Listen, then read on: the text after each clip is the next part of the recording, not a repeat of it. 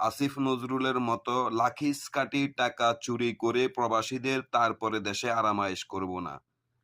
আসসালামু আলাইকুম ওয়া রাহমাতুল্লাহি ওয়া বারাকাতুহু। আসিফ নজরুলের চামড়া তুলে নিব আমরা। আসিফ নজরুল যতদিন পদত্যাগ না করবে আর যতদিন প্রবাসীর কাছে ক্ষমা না চাইবে আমরা ততদিন রেমিটাস পাঠাবো না। আমরা রেমিটাস যোদ্ধা।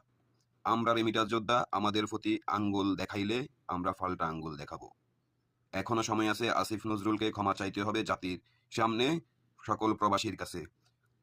আমরা যে মোবাইল নিব ৩টা নি ৪টা নি, কোনো রেজিস্ট্রেশন হবে না, কোনো কিছুই হবে না। আমরা ৬০ দিন থাকি, ১ বছর থাকি, যাই থাকি, আমাদের ব্যক্তিগত খরচে থাকবো। আসিফ নজরুলের মতো লাখিস-কাঠি টাকা চুরি করে প্রবাসীদের তারপরে দেশে আরামায়েশ করব না। তাই সকল প্রবাসী এক হও। সকল প্রবাসী একজোটে কথা বলুন।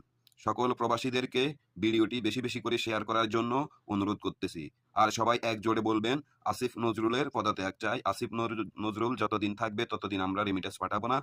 আসিফ নজরুল প্রবাসীদের লাখিস-কাঠি চুরি করে নিয়ে যায়। আসিফ নজরুল একটা চোর। আসিফ নজরুল চোর। সবাই একসাথে আওয়াজ তুলুন।